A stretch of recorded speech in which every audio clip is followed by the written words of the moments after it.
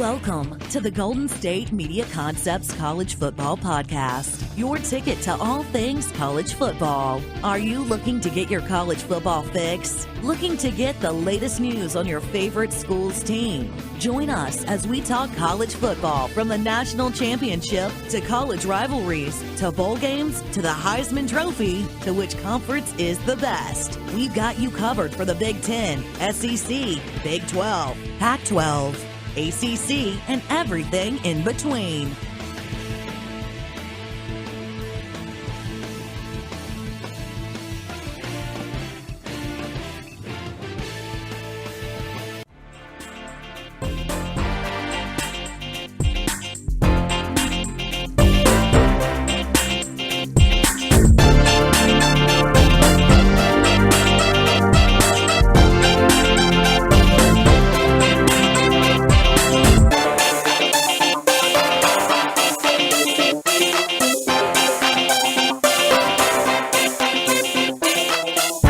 What is up? Welcome into the GSMC Football Podcast on a Friday today here. We're going to finish up our week with some college football talk, the college football edition of this GSMC Podcast, the football podcast. Of course, my name is Tom Dougherty.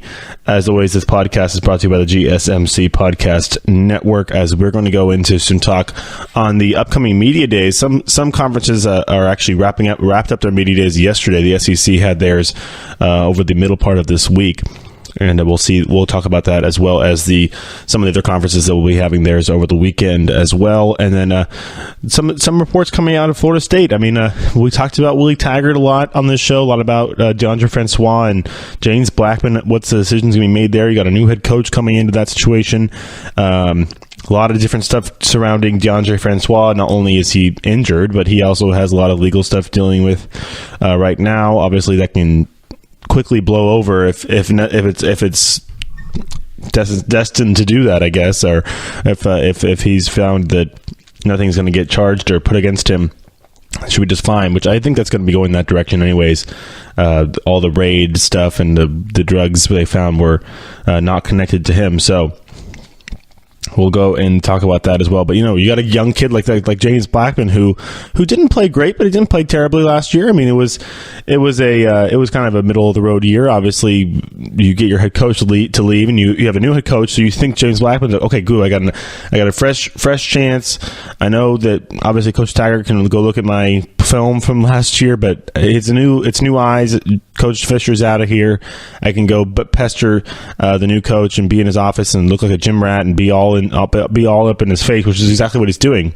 And it's exactly what you need to do if you want to try and get a coach to pay attention to you and give you a shot. So we're gonna talk about that probably around the second or third segment as well. So, and then also, I know we don't really I'm not saying we condone it on the show. I know you see betting up there. I'm not going to be talking about like lines or anything. We're not going to do that, but we are going to talk about some of the ruling stuff and maybe some of the future of college sports. I know that we obviously have had the federal ruling that sports gambling will be legalized.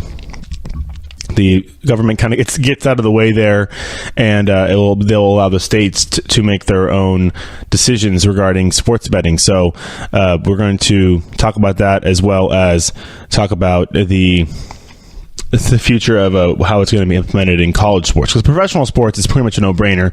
You go over to Europe, it's like it's like nothing. It's very common.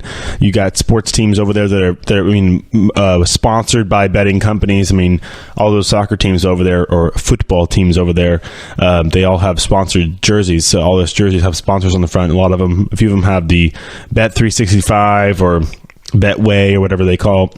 I think those are both companies over there overseas that will do any kind of sports gambling that you would like to do. So, I mean, over there, it's pretty much soccer, boxing, and horse racing, maybe some greyhound racing over there too. So, that's what they like over there across the pond. But here, we're going to be getting the same thing. Obviously, these days, if you wanted to go place a bet, you either got to use some sort of offshore thing, which is kind of squirrely and not very trustworthy, or go to Vegas, or go to Reno, or go to wherever, Atlantic City, if you're on the East Coast, to place a bet. So that's we'll be having things maybe more widespread, and there'll probably be a lot more of those little simulcasts, little off the track betting for horse races. We'll be seeing that probably for a lot more stuff, and then even down in Vegas, you can bet.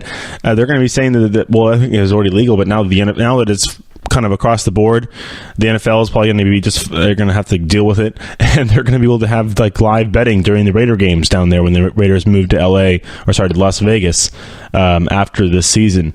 But so we'll be here along with you guys to talk about it. I mean, I'm not going to give you my picks or tell you what to bet on or anything like that. We're going to stay neutral here, but we're going to definitely report any sort of news that we'll have that have to do with this, because it is coming across, especially even into the college game, because college sports betting. Take it from me, who had a little bit of experience doing it over the last season, not last season, but the season before. I kind of was week to week, was really intensely going at it, and you can make some money. You can get some mixed matches, and I'm not condoning. Well, maybe I'm condoning it. I don't know. I'm not going to be giving you any picks. I'm not helping you out at all. You guys can make your own picks. Go find your own bookies. So, but no, college football, it's interesting. It's not like the NFL where they're all professionals, and any given Sunday, obviously there's different lines for here and there, and you can find mismatches, but college football is fun, and you can definitely have a good time doing that. If you want. So we'll talk about that regarding the rulings and how it's going to work with college sports near the back end of the show, after we get through most of the stuff regarding what's happening on campus, and then of course the media days and what to expect from those. All right, let's jump right back into it, as we had the media day, and it's just the media days, and the fact that it's so crazy and huge. It's almost like they're selling a heavyweight fight, and they get all the coaches up there and they talk about their teams and yada yada yada. And it goes to show you that there is just.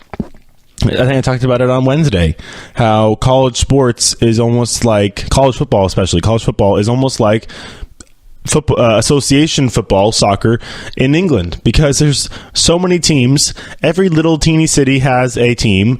They get super revved up about it.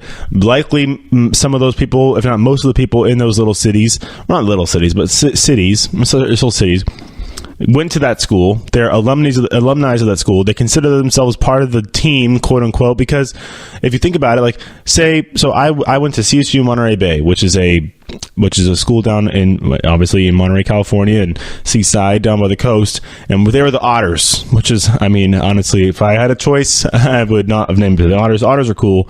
That we have, of course, had a saying and everything. It was just whatever with the Otters. So I considered myself an Otter. So say if I went to Cal, go Bears, Golden Bears. Okay, I'm going to root for my uncle. Went to Cal. He still is a crazy diehard Bear fan, because he considered himself, I'm a Golden Bear. I got to root for my Bears. I don't care where I am. He can go live it. He doesn't matter where he lives. He's going to be a Bear fan. He's going to root for Cal, and it's something that follows you all along. You have a plaque. You're always going to be part of that school. You're the class of whatever it is. I mean, not that my school was that big of sports, but I mean, you never know. Division 2, don't knock it. But yeah, going in, it's amazing the culture of college sports, and how fans, and how the good of a job these conferences have done to connect with their fans and create experiences for them. And College Game Day is a great thing that they do every week to bring that set to a campus, one campus every week, and kind of rotate around. So it's really fun watching that kind of stuff. And then, going into these media days, on the SEC was this past week. You had a bunch of different schools going on there, and then Big 12 was actually, was it all this week? Actually, Big 10 is next week. So Big 10 is the one thing we're waiting for to see, and then also Pac-12 is next week as well, one day. Pac-12 packs it all into one day. The other conferences kind of spread it out. So we'll talk about the SEC and the fact that you had So it's just 4 days of stuff down in Alabama. They did it from the 16th to the 19th, and you had, of course, all the quarterbacks come up there. Jarrett Stidham was there. You had Drew Lock from Missouri, who's going to be an interesting prospect. That's the guy who you need to watch this year, because Missouri might not be the biggest school when it comes to like success on the field of getting to a college football playoff, winning the conference. They're playing a tough SEC, obviously, but Drew Lock is a guy that a lot of NFL scouts like because he goes to Missouri and because he plays against the Alabama defense and plays against the Auburn defense and plays against Georgia defense and plays against Texas A&M and all the good schools that down there that have pro-style defenses and have players that likely will play in the NFL. So he's a guy who's going to get a lot of reps against those guys, and then obviously he has the intangibles and the body size, and we'll see at the arm. I haven't seen. I'm going to watch his film a little closer to see what his release is like. Because if you like a quarterback, you think, okay, he's got good size, he's got good feet, everything. Then one more thing you got to watch, and that's his arm mechanics. How is his arm? Does his arm drop beneath his waist? Is he sticking out too far? Is it a quick little... you watch Tom Brady, you watch Jimmy Garoppolo, you watch Aaron Rodgers, you watch Drew Brees, you watch Ben Roethlisberger. These guys, it's back and forth. It's just quick. They put the little tracer by the ball, and it's not a big horseshoe. It's a V. It's a quick V. It's back and forth, and it's a quick release. So we want to see what Drew Lock is a guy that I really want to watch this year. Looking at the draft, we talked about the drafts, 2019 draft next year. Who are the guys to watch for? Coming up to that draft, and Drew Lock was up there along with some of the top guys, some of the top running backs, and he was, I think, the number 1 or 2 quarterback in that draft. No, Justin Herbert was in there as well. We don't even know if he's going to declare, but no, Drew Lock definitely got to watch. Damian Harris was there for Alabama. He's definitely a fun running back. He'll be the guy to take over for Bo Scarborough. Then we had Dabo Samuels from Clemson.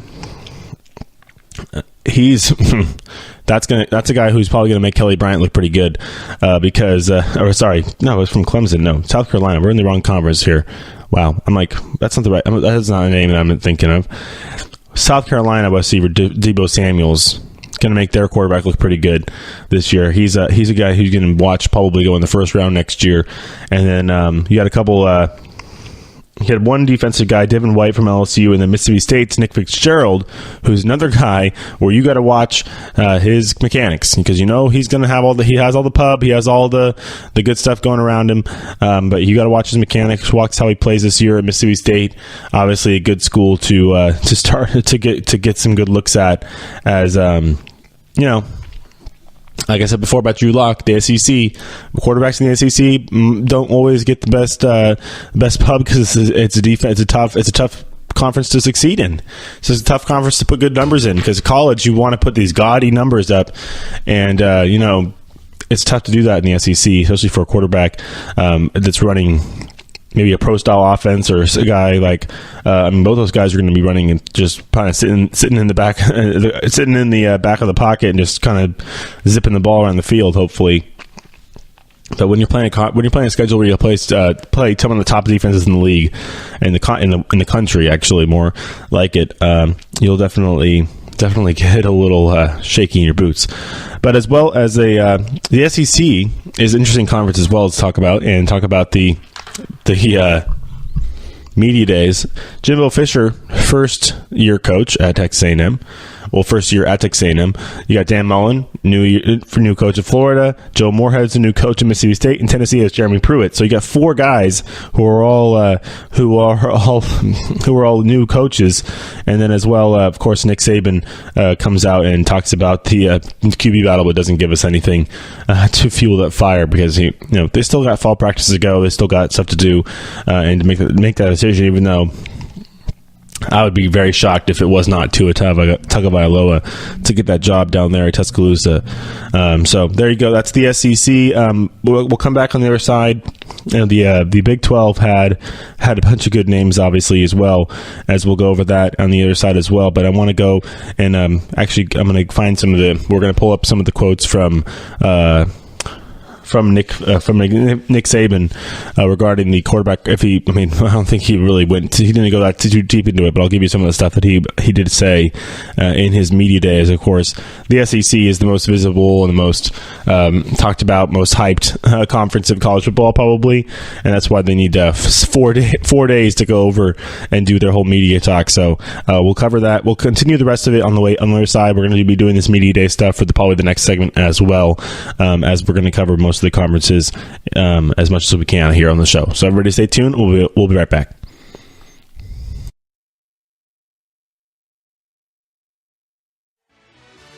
Are you looking for help for your fantasy football team? Check out the GSMC Fantasy Football Podcast. Get today's best advice on who to start, who to sit, even who you should draft. From sleeper picks to red-hot lineups, they got it all covered for you. That's gsmcpodcast.com/fantasy-football-podcast. We'll cover traditional leagues, dynasty, PPR, even IDP leagues. When you need fantasy help, there's just one show to hit up. Don't forget to like them on Facebook and follow them on Twitter. Visit gsmcpodcast.com for more info.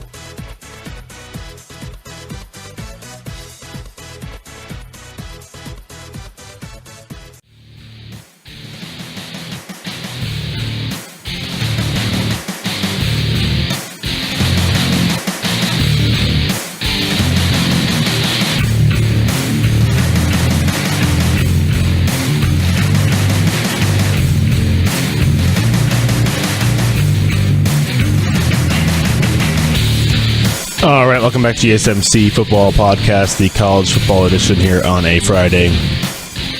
Coming off of the media days from the SEC. We could have covered this on Wednesday, but I wanted to have them all finished, or at least the ones that were in progress all finished, as, of course, Nick Saban was bombarded with questions where when he got to the blue carpet, they called it. It was the blue carpet during the SEC football media days down in Birmingham, as he was asked, obviously, whether it was Tua or Jalen Hurts. And, of course, he says, so I'm like, what is he going to say? How is he going to push this back on the media? And, of course, he does put it back on the media, and he's quoted saying, so the number one thing you like to talk about is the quarterback controversy you love to create and continues to create. You love to talk about. It's still to be determined. You can ask all the questions you want. I'm going to say, we'll see. All right. So we'll see. I mean, that's all we can really say. And Nick Saban kind of putting an end to all the questions right there. I mean, that's not a bad answer because he's right. We do like to create a controversy. Of course, it's more of a competition. We like to say competition, but then of course when it's this high profile, then it's a situation where a lot of people think that it should be going one way, and it's kind of a no-brainer for some people.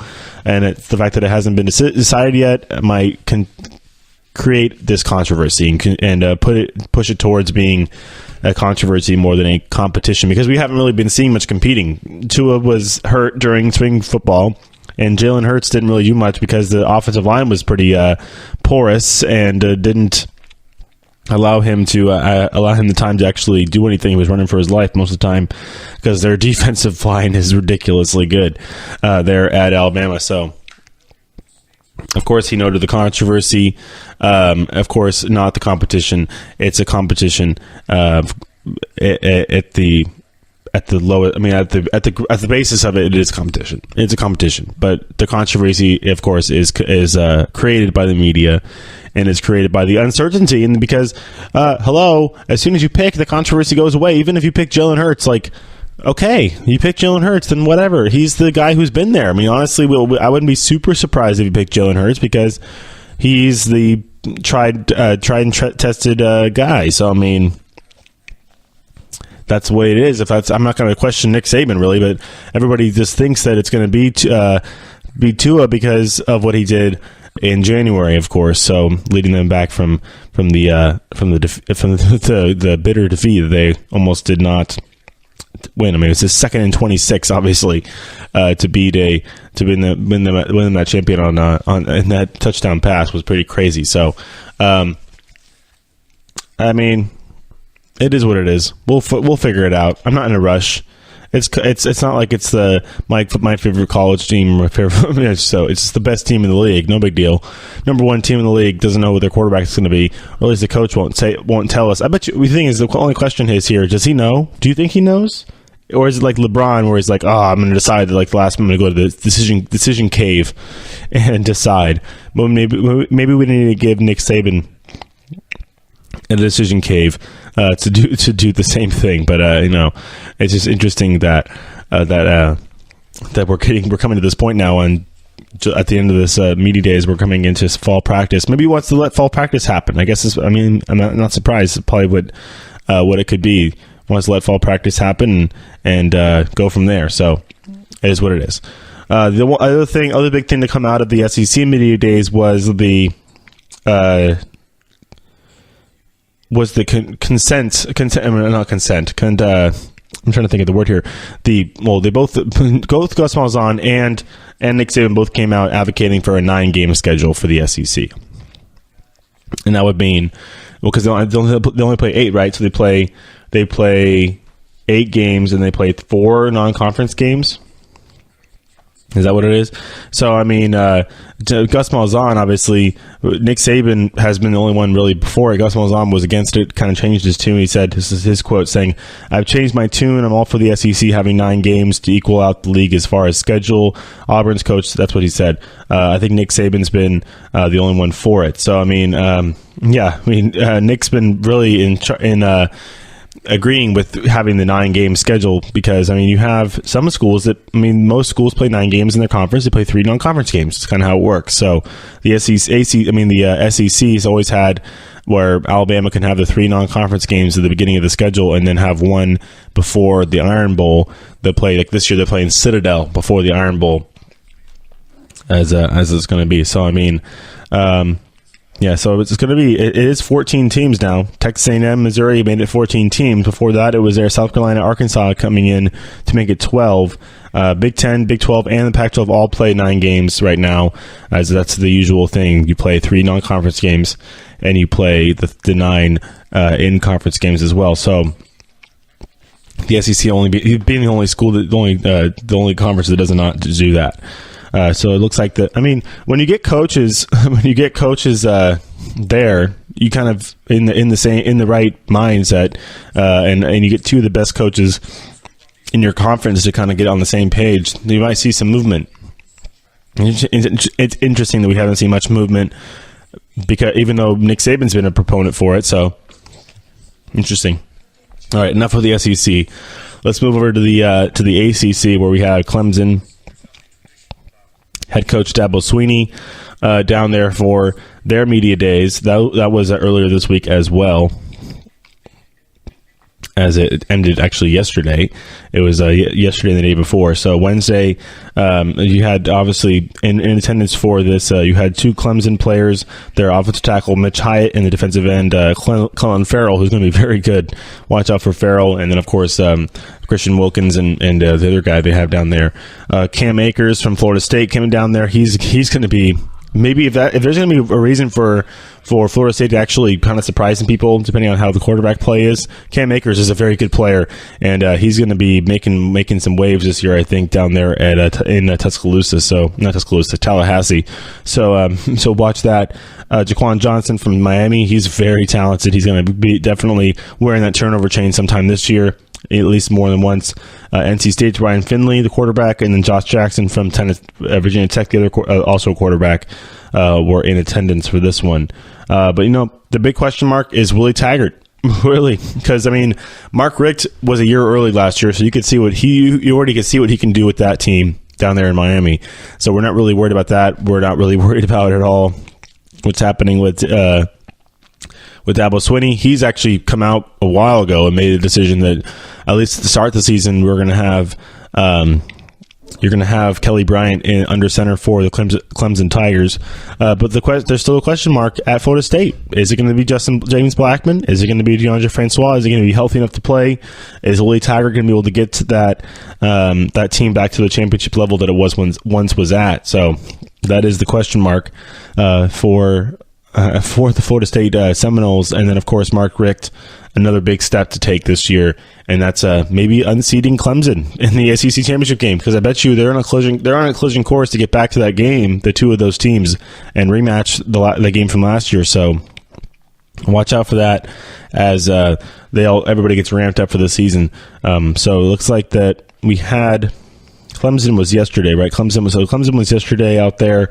Jimbo Fisher's gone, so you're kind of left with Mark Richt and Dabo Swinney, and is that kind of it? You got Fedora, Larry Fedora at UNC, who had some interesting comments over the last week about CTE.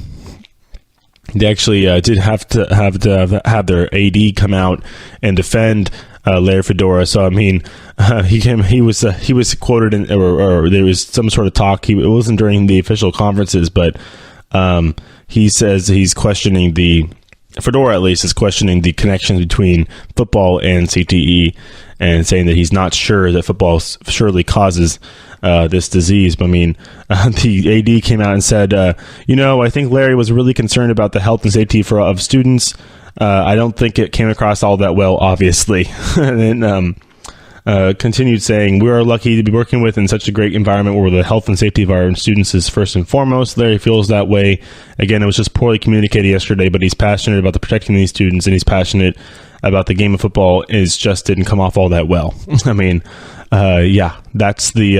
something you would say after Fedora said this on Wednesday's ACC Media Days. This was in Charlotte. He said, I'm not sure that anything has proven that football itself causes CTE. My understanding is that repeated blows to the head cause it, so I'm assuming that every sport we have, football included, could be a problem with that as long as you have any kind of contact. That's not false. We've talked about, during the World Cup, you had a lot of conversation because of the fact that we talked about the quarterback from Washington State, who unfortunately we lost last year, and he had CTE. He had definitely some sort of. They could found it. His brain was donated to to get an autopsy, and he had early stages of that. And they said he had a brain of a 60-year-old. Which is crazy. But he's Fedora. It's interesting reading this and then seeing what his AD really came out. He defended him. Obviously, he's conceding that it didn't come out in the best taste, which is true. The first sentence he says, "I'm not sure that anything is proven that football itself causes CTE." But okay, yes, football itself. Meaning that he's saying that, okay, yeah, football's not the only sport you can get it from. It's true. It's not the only sport you can get it from. You can get it from soccer. You can get it from basketball. You can get it from anything where you can get a concussion or any blow to the head. He's right. He's not wrong about that. I'm sure rugby is the same way. But football, in a sense, is the most visible. It's the most, I'm trying to think of the players that we've had.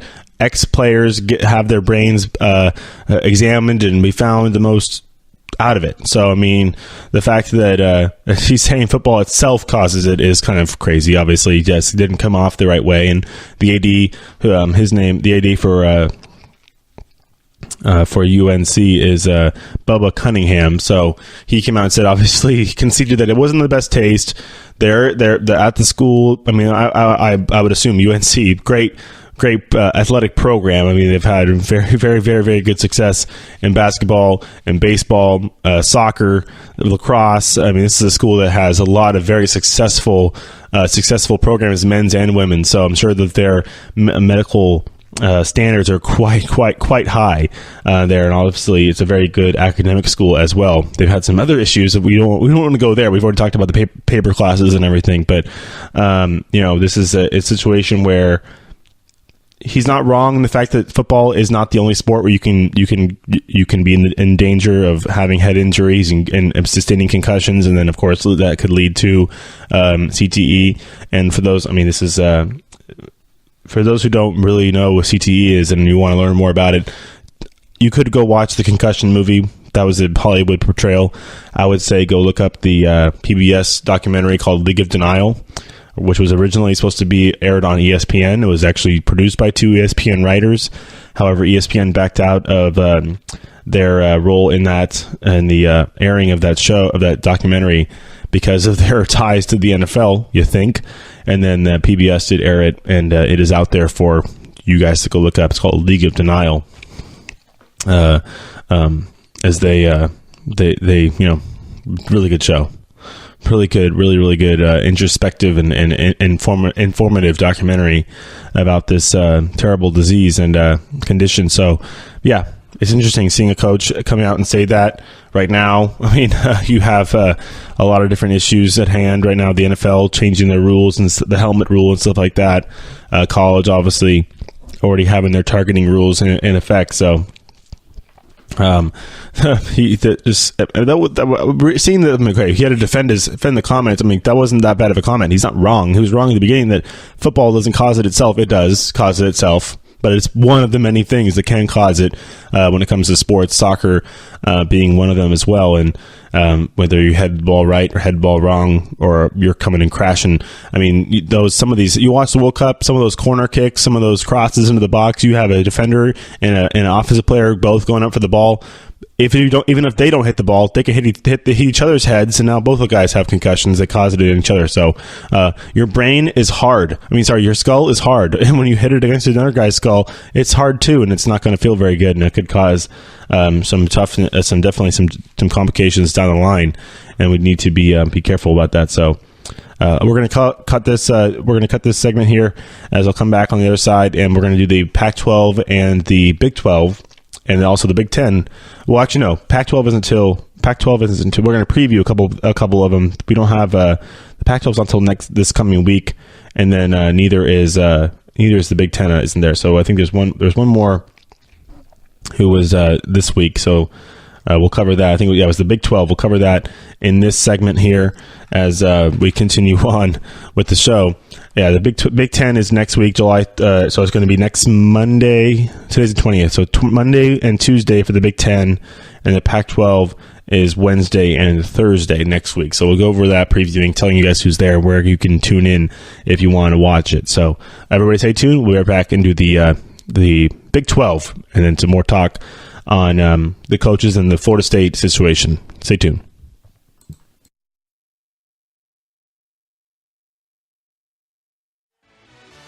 Check out the show that's built on the MMA. From the UFC to extreme cage fighting, they got the fights covered. Check out the GSMC MMA Podcast. Get the latest news on past or upcoming fights. Join us as we talk to and about some of the biggest names in the MMA, past, present, and future. When it's the fight game, there's just one show to check out. GSMCpodcast.com/MMA-podcast. Don't forget to like them on Facebook and follow them on Twitter. Visit GSMCpodcast.com for more info.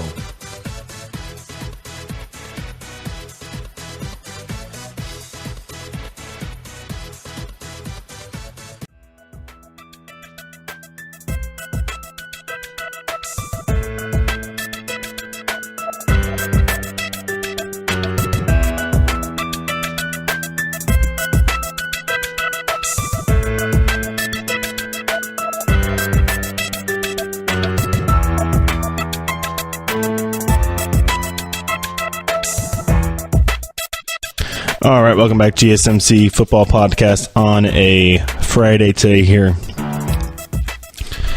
I did want to touch on more ACC stuff really quick, as we I had to kind of glaze over any comments that Dabo Swinney made, because I was talking about Larry Fedora and some stuff from him. So quickly, do want to go over the Clemson version of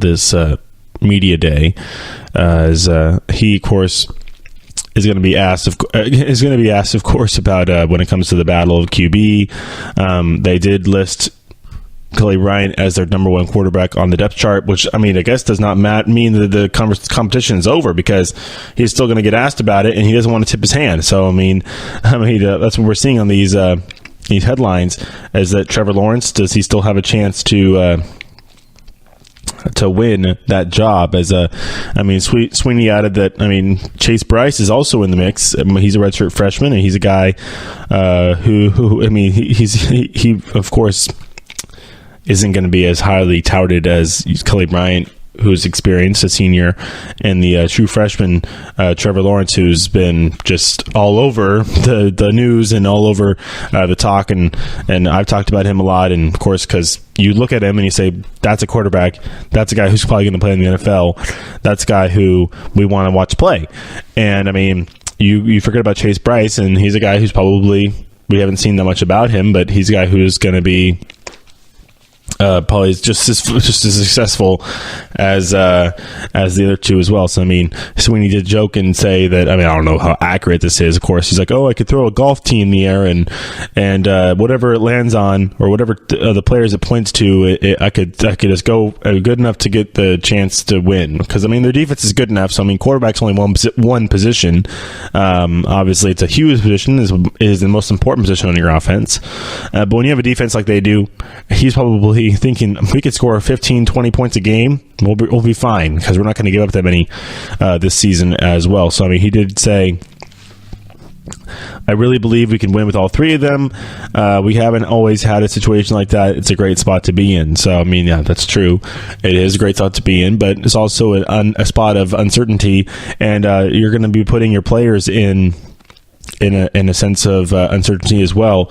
I mean, where we are right now, he said, this is what he said, that there's no timetable as naming a starter, but he did, like I said, place Kelly as the number one guy on the depth chart, which then goes into saying this next quote. He said that he's continuing saying that where we are right now today, Kelly will go into camp ahead because he's earned that. I don't give Kelly anything, or I didn't give Kelly anything.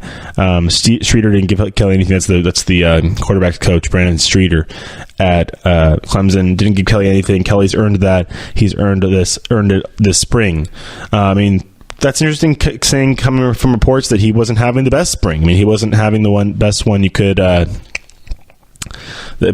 had. So maybe going in to the fact that he just didn't want to go with the experience. It is what it is. I mean, during fall camp last year, it was actually another competition that Bryant won between Zarek Cooper and Hunter Johnson, and that was during the camp last year. And it actually was, the quarterback situation was decided during fall camp. So obviously that was to replace Deshaun Watson at Clemson. So it was obviously a big deal going there. But Kelly Bryant, as a junior, won that job, and he'll look to do it again as a senior. I mean, this is another quote from him saying that last year we went into fall camp.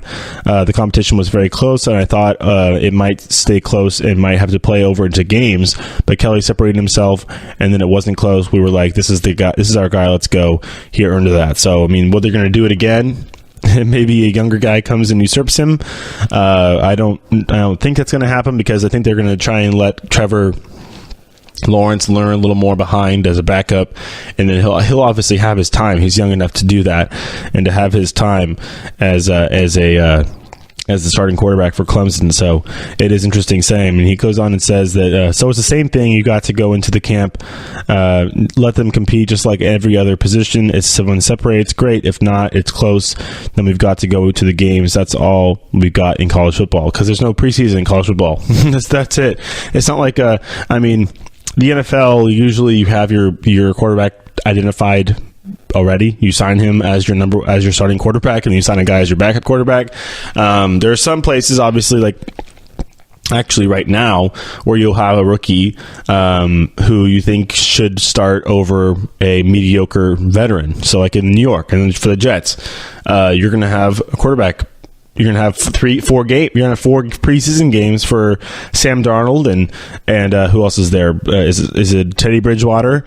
And obviously they still have Josh McCown, who's a great veteran to be there, and he's going to be a quarterback coach, I bet you, after he retires, because he's really good with the young players, as we found out. But no. You have 4 preseason games to figure that out. So you have 4 preseason games to see if the Jets, if Todd Bowles really wants to see if Sam Darnold is going to play this year, he can put him. He's going to start a few of those preseason games, I'm sure, because the guy that you really think the first team, because you obviously are going to figure out a first team, second team for football by the time you get to the preseason, I'm sure.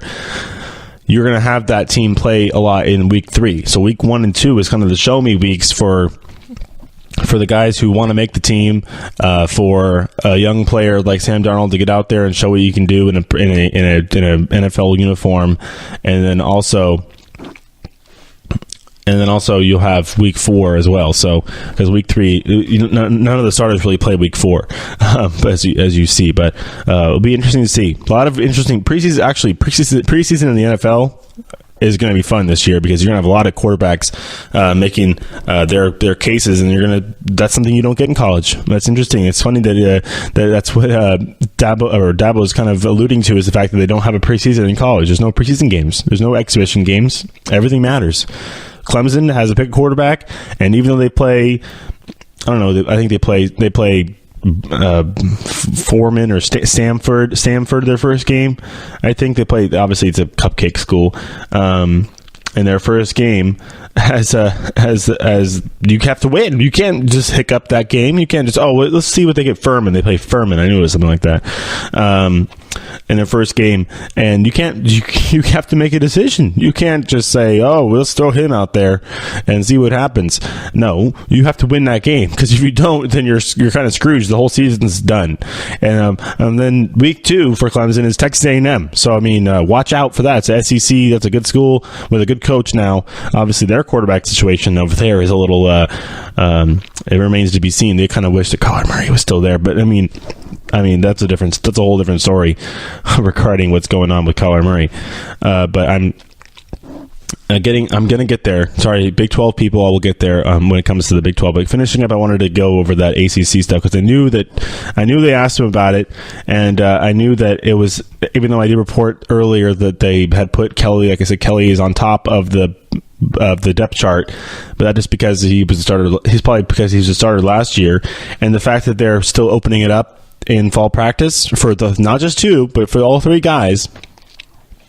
Chase Bryce will have his chance as well to try and show off what he can do, as they all will, and we'll find out as it goes through spring practice or fall practice. Sorry, for the Clemson Tigers, as the ACC schedule gets going. As I do want to look at Mark Richt as well, because Mark Richt, obviously their decision at quarterback has kind of been made. I mean, they're going to run with Malik Rozier.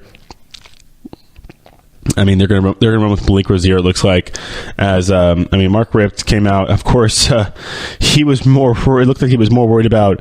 They were worried about the turnover chain. Of course, he's reported that the chain will return in 2018. As of course, he was asked about that.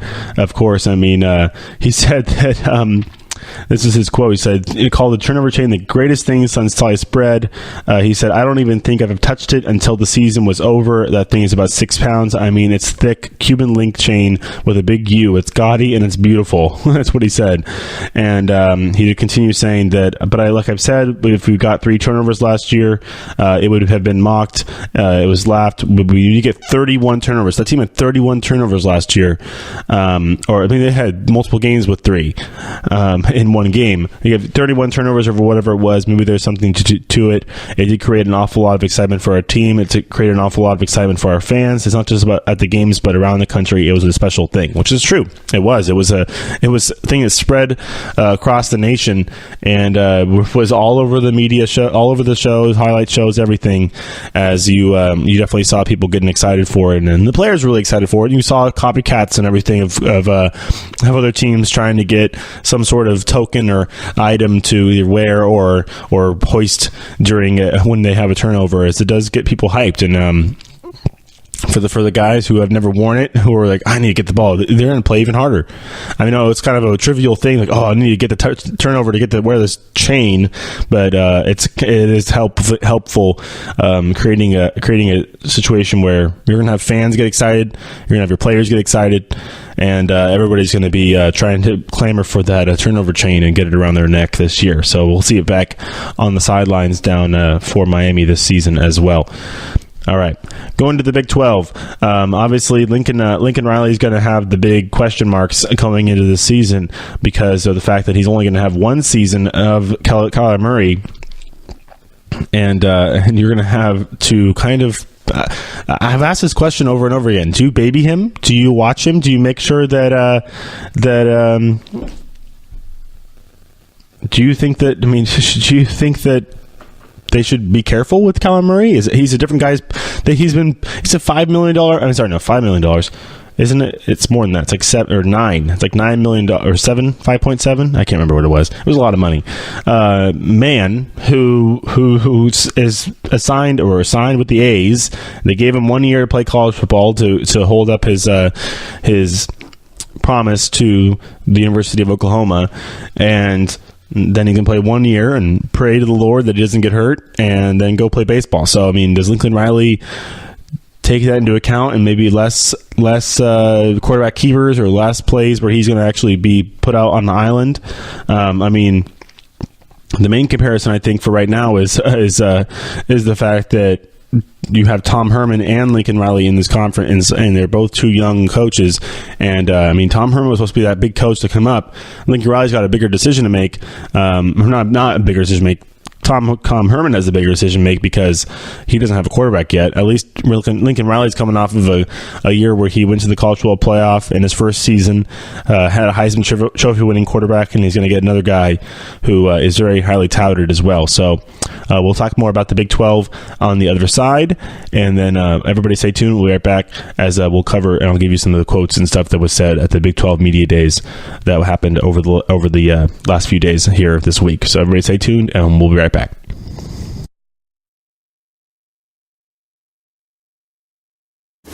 Check out the show built around the women of MMA. From the UFC to the extreme cage fighting, we got the fights covered. Listen. It's the Golden State Media Concepts Women's MMA Podcast. The latest news of upcoming fights, discussions of previous matches. Join us as we talk to and about the biggest names in women's mixed martial arts, past, present, and future.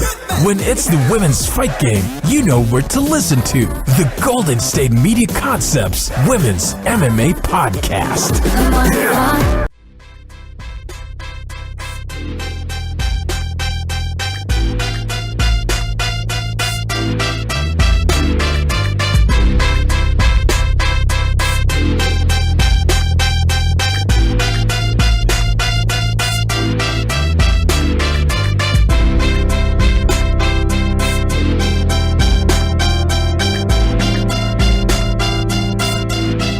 All right, welcome back, GSMC Football Podcast, the college football edition here on a Friday, as we have some interesting stuff to talk about regarding the Big 12 and Texas football.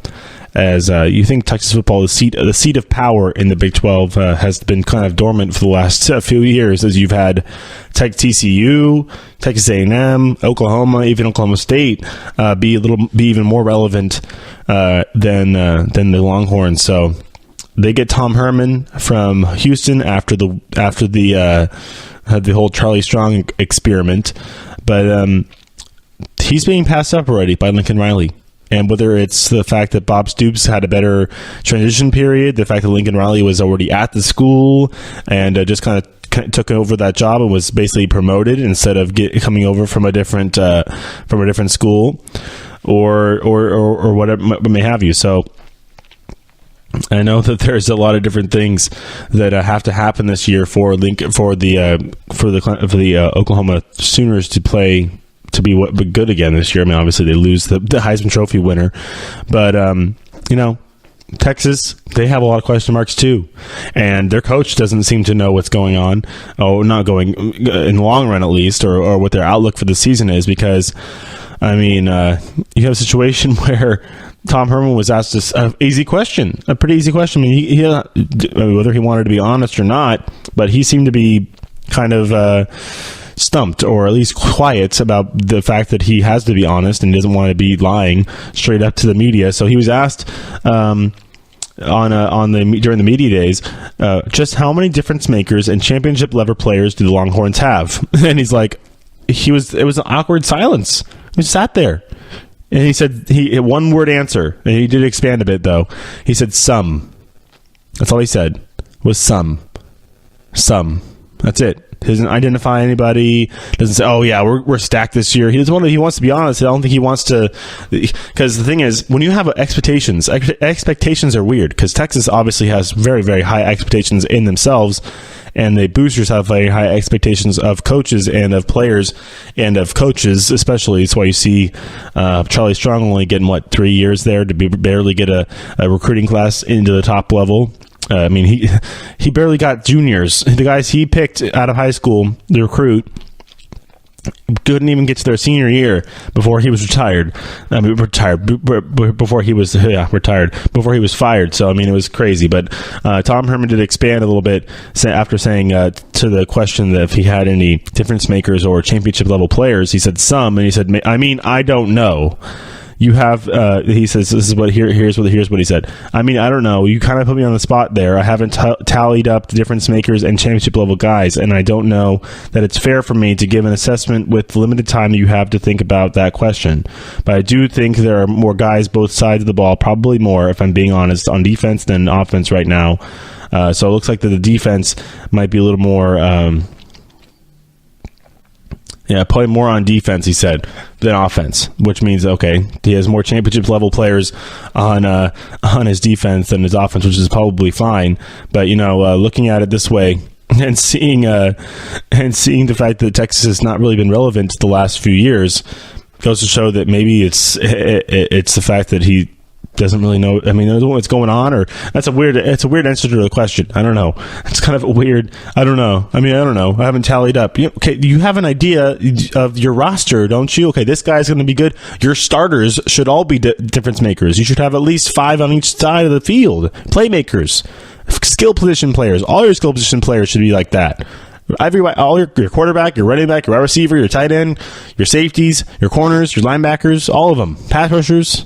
I mean, unfortunately, he did say his defense is a little more, it looks like it's a little more highly touted when it comes to difference makers or championship level players. But he, of course, then says, I don't have time to think about that on the short spot. You put him on the spot here. So, I mean, he did come out and say, okay, yeah, I have more than that. But he continued saying, obviously, when it comes to of where the school stands in Texas, I mean, this is a huge program. They have their own channel, Longhorn Network, which is crazy because, I mean, they're good. They're a good program. They're a good school. It's not just football, but obviously football is king for schools like that. But all right, looking at it from this scenario or this standpoint right now, where Texas stands, his comments: we are further along than we were last year. We're in a better place. We're on schedule. We're on schedule is the right way to put it. 3 straight years of losing seasons does not get flipped overnight. All right, so you hedge it as best you can, and I think the thing is, he's not talking to the media. The media could care less. The media just reports on what's happening. The media is not going to call for his job or anything. The people who are going to call for his job, he's talking to Red McCombs. And he's talking to all the other boosters at Texas that are breathing down his neck and saying, hey, You got Houston to where it got. Okay, well, look at Houston's schedule. Look at Houston plays every year. Look at the conference Houston's in, and how talent can take you a lot more places when you play schools like that versus talent, and then also coaching, and then also game plan, and also execution, and everything goes into it when you're playing in the Big 12 against some very high-powered offenses. So, I mean, really, in the Big 12. Yeah, he said defense is a big deal because you need to keep people from scoring, but you also need to score yourself, and scoring a lot is very helpful because, I mean, you could win a game 43-40. I mean, 42-40, so you can do that. You don't win very many games by like 21-10 or something like that in the Big 12. It doesn't happen very much. It's just too much scoring in that conference. So Tom Herman, we'll see what his situation is going to be like in the next few years. Obviously, we'll see what Texas does. Their schedule this year is going to be interesting, especially with West Virginia becoming a top school in that conference. A big outlook for them this year.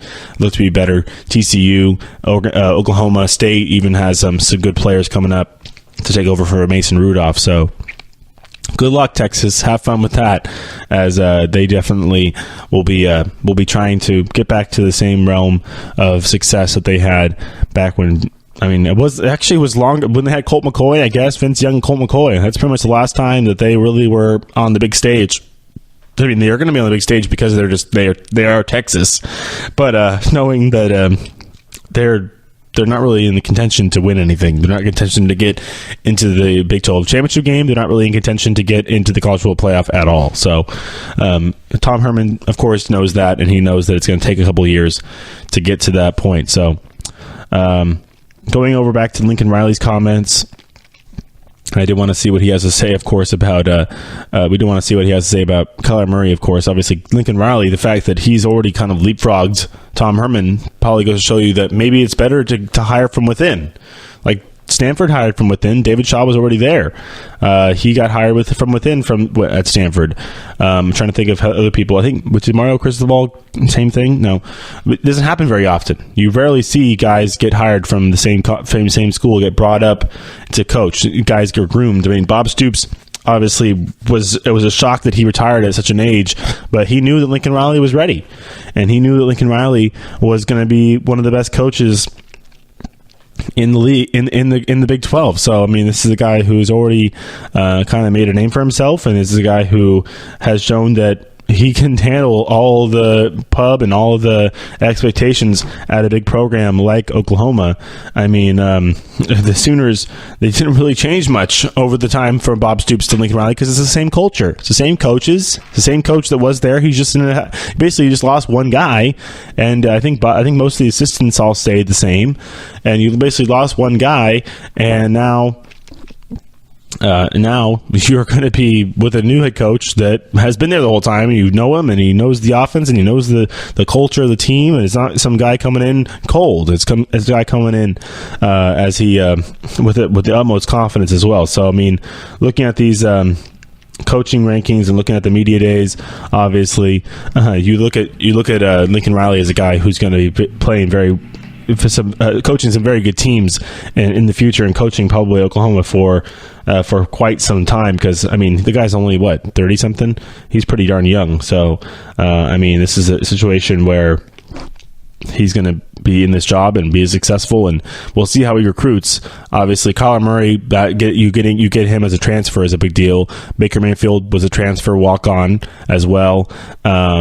I'm not sure about the running back situation, but obviously you think that this is probably still a little bit of Bob Stoops' recruits coming up now as juniors and seniors, because obviously he was there 2 years ago. So we look at that as well. But Baker Mayfield era is gone. We'll see if it's going to be good. I don't think it's going to be quite as good on offense because of the fact that you do lose Baker Mayfield is a big deal. But Rodney Anderson should be just fine. Kyler Murray, we'll see what he does this year. Obviously, like I said, do you put training rules on him? Do you wrap him? If you're the A's, do you call Lincoln Riley and say, can you wrap him in bubble wrap, please? Can you keep our investment safe? Because it's a first round pick in the baseball. I mean, this is ridiculous. I don't know. Maybe it's a baseball fan to me saying, don't risk your life because you can make way more money playing baseball. You can. Believe me, you can. And it's all guaranteed, baby. All guaranteed. Not like the NFL. It's like, okay, we'll say it's 50, but we're only going to give you 35 for now, just in case you get hurt. So, I mean, that's not even that's for a quarterback. That's like a quarterback. Usually quarterbacks have the big contracts with the percentage of it guaranteed. Other guys, when they sign, it's very low. Usually the signing bonuses, that's it. Signing bonus is guaranteed. Everything else is, you better keep playing. You better be healthy. You better not get cut. So, I mean, it's even no matter how big it is. So, I mean, even looking at these rankings for the Big 12, obviously Oklahoma being the best school in the league. So it looks like that maybe Kyler will just be able to use his talent and use his team's ability to be better than everybody to stay healthy. But you never know. You never know. He's got a good coach. He's got a coach even in his second year, who's talking as if he's in walking around like he's as confident as a coach who's been there for quite some time. All right. So we've gone through all the media days that have happened. We still have 2 more conferences to go. The Big Ten, like I said, will be Monday and Tuesday. The Pac-12 will be Wednesday and Thursday next week, as we will definitely go over that for you guys in the shows next week. So make sure you stay tune in for those Monday, Wednesday, and Friday. Sorry, Monday, Wednesday, and Friday. We usually upload the shows around 10:30, 11 o'clock in the morning for you guys as well. So whether you're at lunchtime at work or whatever, or your drive home from work, make sure you tune in and listen, as we are on pretty much every platform you guys can find your podcast. Obviously, if you're listening right now, you come right back to this the same service that you're using, whether it's Apple Podcasts, Google Play. Google has a new podcast app where they've kind of consolidated everything. Instead of having to find some third-party podcast app to Google Podcasts, now you can find us on there as well, or on SoundCloud, wherever you want. So make sure you stay tuned for that. All right. As well, one more thing. Did we touch on the one thing I wanted to talk? I think I did talk about it. I said I was going to go back to the Florida State stuff at the end of the show. It looks like that I ran out of time a little bit with the ran out of time a little bit after talking about the media days a little too long, but it's okay. I know that the Florida State is a big deal, and we'll talk about that on Monday. Especially, I'll probably do a whole segment on Willie Taggart's talk during the media day, as well as we talked about. The Larry Fedora stuff and the Dabo Swinney stuff got a little bit convoluted, so we'll go into the on Monday for sure, because we're not going to have Big Ten, and we're not going to have Big Ten stuff really talk about till Wednesday, and then of course Friday will be the Pac-12. So we'll talk about Willie Taggart stuff for sure on Monday, as his comments did come out, and talking about chemistry, especially on his Florida State Seminoles team with the head coach. And of course the head coach is gone. No more Jimbo Fisher there, as he looked to create a better and more connected and better and more fluid program there in Tallahassee. All right, we'll come back on Monday. Everybody have a good weekend, and we'll talk to you later. Bye. You've been listening to the Golden State Media Concepts Football Podcast, part of the Golden State Media Concepts Podcast Network. You can find this show and others like it at www.gsmcpodcast.com. Download our podcast on iTunes, Stitcher, SoundCloud, and Google Play. Just type in GSMC to find all the shows from the Golden State Media Concepts Podcast Network, from movies to music, from sports to entertainment, and even weird news. You can also follow us on Twitter and on Facebook. Thank you, and we hope you have enjoyed today's program.